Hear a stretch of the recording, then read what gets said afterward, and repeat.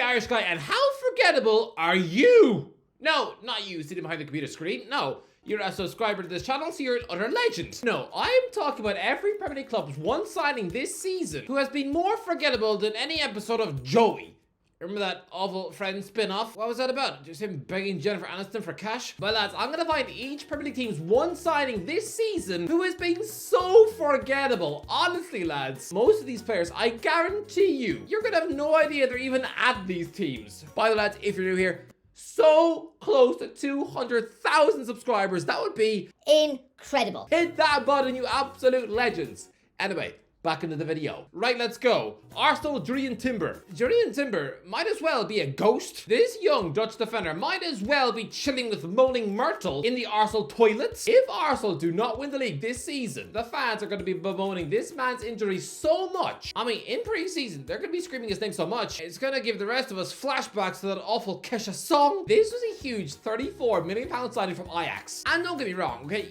He came from the Eredivisie, which is a bit like putting your hand into a dodgy pick and mix down your local cinema. Yeah, you could get lucky and get a few decent gummy bears to chew on, but I mean, if it's anything like my local childhood pick and mix, you could also be accidentally chucking a homeless man's severed finger into your popcorn. The Eredivisie can give you roaring success stories or bang average flops. Timber could be either, but so far, he snapped his ACL in his Premier League debut and has missed 44 games since. He's probably barely even socialized with his teammates. Some of them have probably barely seen him since his initiation song. Stuck in the treatment room so long, he'll practically be a stranger to half the squad.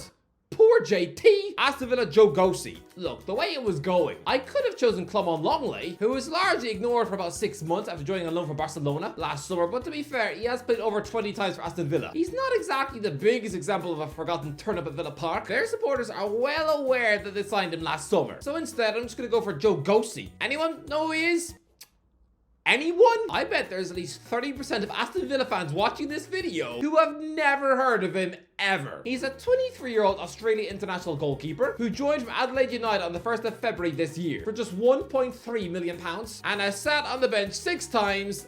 That's it. He probably doesn't even get stuffed for selfies in the street. He could literally stand on top of a Burger King in the center of Birmingham, strip down to his underpants, and sing a Robbie Williams song, and still nobody would know he's an Aston Villa employee. Bournemouth, Tyler Adams. This one is kind of sad because, lads, I thought Tyler Adams was going to be a monster signing for Bournemouth. I don't care that he was on a sinking ship with Leeds last year. This man is a 26-year-old midfield general who is the captain of the USA. He is officially Captain America. He has got the weight of 333 million people on his shoulders. To be fair, I'm guessing about 70% of the American population still wouldn't recognize him in the street. For that celebrity-obsessed culture, the average American punter on the street would probably sooner recognize a Kardashian cousin than the actual captain of the soccer team. But still, I thought this was a huge £20 million coup. He was someone who was on the verge of a move to Chelsea in August, only for them to pull out at the last minute once they realized that he's got the body of a scarecrow that's just been picked up by pigeons for a month. Poor old Adams is one of those guys who's at risk of pulling a hernia, even just munching toast on the couch. And yeah, because of his injuries, he's pretty much missed the whole season. I mean, last month, he played 19 minutes against Luton, 19 minutes against Everton, and hasn't been seen since.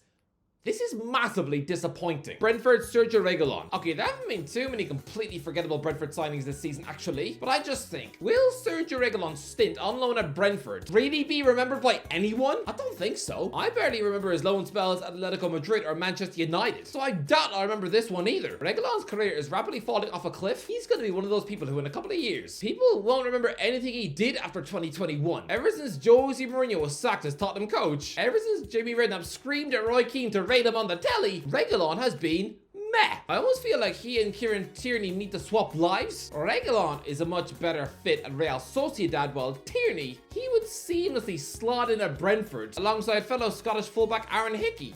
Right? Brighton, James Milner. James Milner is one of the all-time Premier League greats. Now, he was never a world-class player, but in terms of squeezing out every last drop of your career, the fact he's been a Premier League ever-present since 2002, playing for some huge football clubs. I mean, 4 of his clubs have reached the Champions League final at least once in their history, and once Newcastle do it, that'll be 5. He's casually got 61 caps under his belt for England, which is shocking because I can't remember him ever doing anything in an England shirt. But no, while at Brighton, his body is breaking down. Don't get me wrong, wrong, it started brilliant, featuring in all of the first 5 games for Brighton as they shot up to 4th in the league, and he did play 85 minutes at left back in a famous win over Ajax. But since then, it's been an injury-plagued season. He hasn't featured since January, playing the final 20 minutes of that pathetic 4-0 loss at Luton. Maybe I expected too much of him. Maybe it was silly of me to think that he's going to play every week in central midfield, pulling strings for the team, considering he turns 39 years old next January. Well, I mean, he's only played less than 800 minutes in the Premier League this season. I don't know, it's a little bit meh. Burnley, Michael Obafemi. Did this transfer actually happen? Lads, when Burnley signed big Burnley centre forward Michael Obafemi from Swansea on a permanent basis in July, I was delighted. This is a former Chelsea and Arsenal academy striker who is a 23-year-old Ireland international, slamming in a wonder goal against Scotland in 2022. I was excited to see what Vincent Kompany would do with him in the Prem. I needn't have bothered. It was all one big lie. This transfer was a joke because he began this season with a torn hamstring. Fine. But he recovers by November, is then given 5 minutes against Arsenal, 13 minutes against Sheffield United, and the rest, he's either not being asked to come off the bench or just told to rot in the stands, and is then chucked on loan to Cardiff in January. This is so disappointing. I've been excited with this kid ever since he was a teenage boy, scoring for Southampton in a shock win at Stamford Bridge. I mean, he's also got a name that reminds me of Obafemi Martins, who at one point was one of the most lethal strikers in the Premier League. Oh, don't look at me like that. He was putting up Alexander Isak numbers in his debut season at Newcastle. But to be fair, Michael always been ignored so much, I'm convinced he's run over Kompany's cat. Chelsea, Roméo Lavia. It's quite ironic that Chelsea chose to back out of a deal for the injury-prone Adams to then put £60 million in Southampton's pocket for Roméo Lavia. Yeah, we've already established that Adams has barely been seen this season. I mean, trying to locate him on Match of the Day has been like trying to find Batman in the dark. So yes, lucky escape for Chelsea, but Lavia has played even less. Chelsea absolutely fought tooth and nail to sign him ahead of Liverpool, and yet he's had ankle, thigh, and hamstring injuries, playing 32 minutes in defensive midfield against Crystal Palace on the 27th of December. Does anyone remember watching him play? Did everyone take note of that cameo on Match of the Day? No. Absolutely not. The man has missed 47 matches this season. He is a brilliant 20-year-old midfielder, but his season is already over after just half an hour on the pitch. He has had a little longer than a Simpsons episode in the Premier League this season. This is the cruelest thing to happen to Roméo since Juliet faked their pregnancy. I don't know, is that right? I wasn't really paying attention when we studied it at school. Crystal Palace, Rob Holding. Rob Holding plays for Crystal Palace. Just letting you know. Did you know that? I won't laugh at you if you didn't. Most people probably don't. There's probably plenty of football YouTubers out there. Their job is to be up to date on football. They probably didn't even know that Holding is at Sellers Park. Several of them.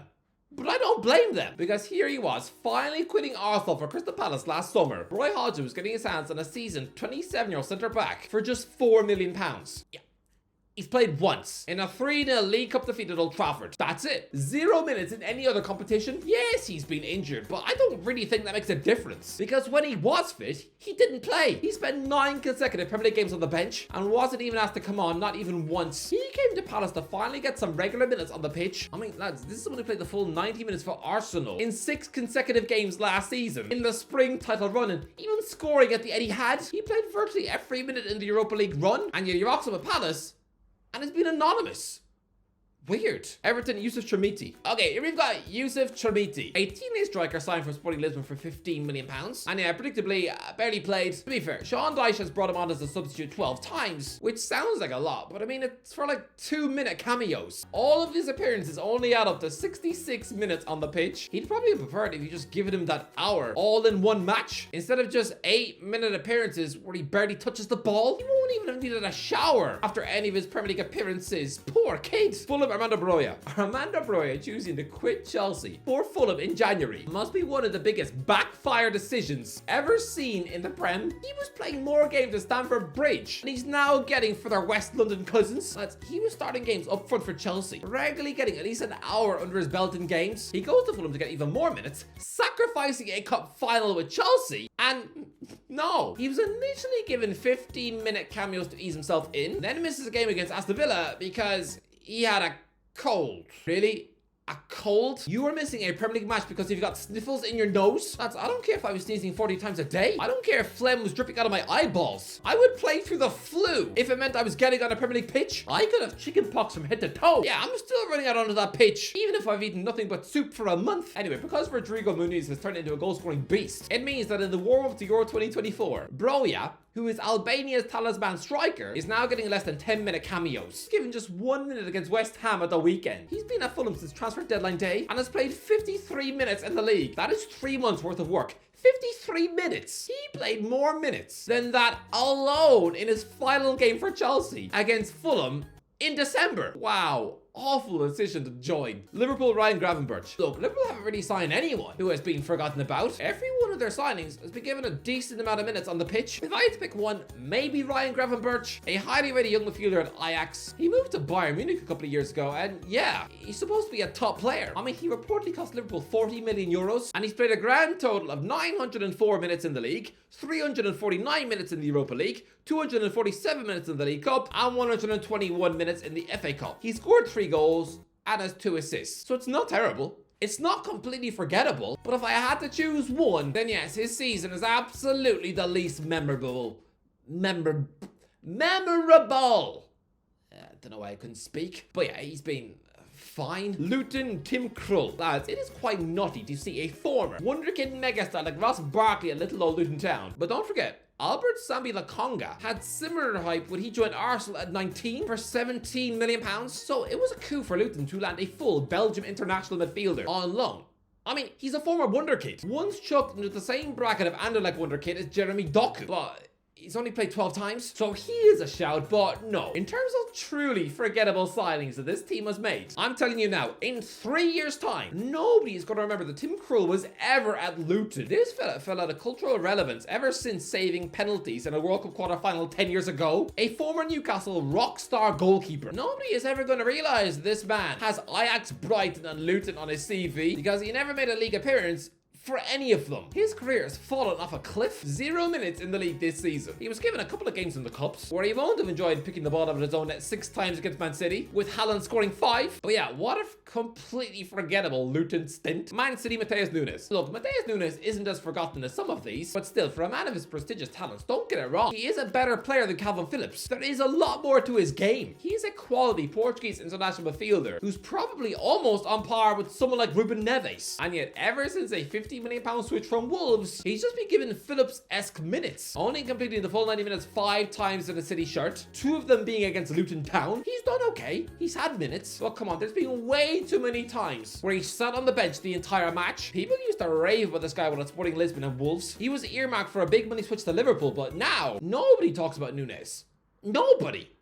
Not even his mum. Man United Mason Mount. Look, the correct answer is probably Alpay Bayindir, a 26-year-old Turkey international goalkeeper who arrived from Fenerbahce in September and has played once against Newport County, where he stupidly conceded twice. He is surely going to be added to that big collection box of random backup Man United goalies who nobody will remember were ever at Old Trafford, even over the last 5 years. Is anyone really going to remember that Matej Kovar, Martin Dubravka, Jack Butland, Tom Heaton, Lee Grant, Sam Johnstone, and Joel Pereira were ever registered as official Manchester United goalkeepers? I mean, it even sounds weird trying to accept that Victor Valdés, a legendary multiple Champions League winning goalie for Barcelona, that he was ever affiliated with this club, as he has the Old Trafford legacy of a squash chocolate muffin. Even the likes of Kovar was never given a Manchester United debut, and yet now looks likely to win the Europa League as Leverson's Cup goalie. But to be fair, it was expected that Bayindir was going to be a forgotten mushroom growing on the Manchester United bench. So I'm going to choose Mason Mount instead, a monster £60 million signing from Chelsea, and he's played less than 700 minutes by mid-April. Man United's number 7. He's only completed the full 90 minutes once in a pitiful 3-0 loss at home to Newcastle in the League Cup, where he began the match marking Matt Target in the centre of the pitch.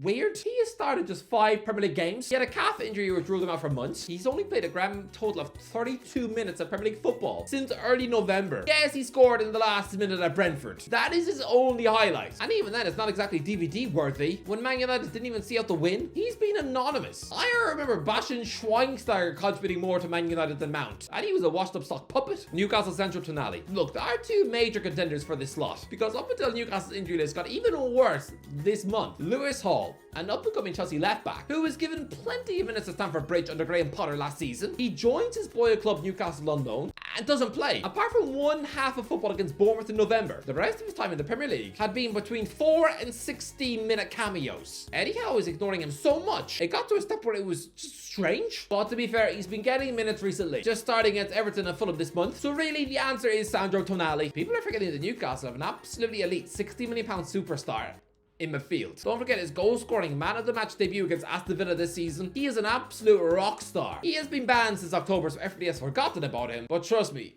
he's going to be huge next season. Nottingham Forest, Andre Santos. Nobody will remember that this transfer ever happened. What on earth was the point of Nottingham Forest accepting Brazilian wonderkid Andre Santos on loan from Chelsea? And yes, I will call him a Brazilian wonderkid because he's 19 years old and already played for the senior Brazil team as an attacking midfielder. Bruno Guimarães had to wait until he was 23 before he was capped by Brazil. I mean, Deco, an attacking midfielder, won 2 Champions Leagues with Porto and Barcelona. He was so ignored by Brazil. He got to the age of 25 before he finally gave up and just declared for Portugal instead. And yes, Santos has already played for them. And yeah, he joins Forest last August, played 7 minutes against Liverpool, and that's it.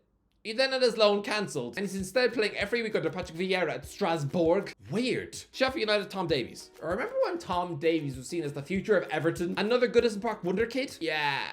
No, he's 25 years old, and so him joining Sheffield United for free. This is someone who was invited to train with the England senior squad when he was just 17, before he'd even made his Everton debut. Roy Hodgson clearly thought he was the future of the England team. Yeah, no, this deal is a waste of time. He's played 9 times, just 214 minutes under his belt. He's had his injuries, and his 9 appearances have been disasters. He's been involved in 7 defeats, including 5-0 against Aston Villa, 5-0 against Brighton, 6-0 against Arsenal, and 8-0 against Newcastle. Horrible. Tottenham Manor Solomon. Yeah, such a forgettable signing, which is a shame because when Tottenham snapped up ex-Fulham winger Manor Solomon in the summer, he looked like a clever signing when he was chipping in with 2 assists against Burnley on his first Tottenham start. But then he breaks his meniscus in September. He hasn't played since and has been replaced by Timo Werner on that left wing. This is all just a big waste of time. West Ham, Kalvin Phillips. Yeah, pretty simple. Kalvin Phillips, that big bloated Man City potato, was supposed to rock up at West Ham and get more minutes under his belt to force his way back into the England squad. I mean, this reminds me of when Ross Barkley escaped Chelsea and moved on loan to Aston Villa. It didn't go well, but he at least had his moments. Like absolutely dominating Liverpool's midfield in a 7-2 win, or popping up with the last minute winner at Leicester, but no. Phillips, his loan spell is actually more like Danny Drinkwater's loan at Aston Villa.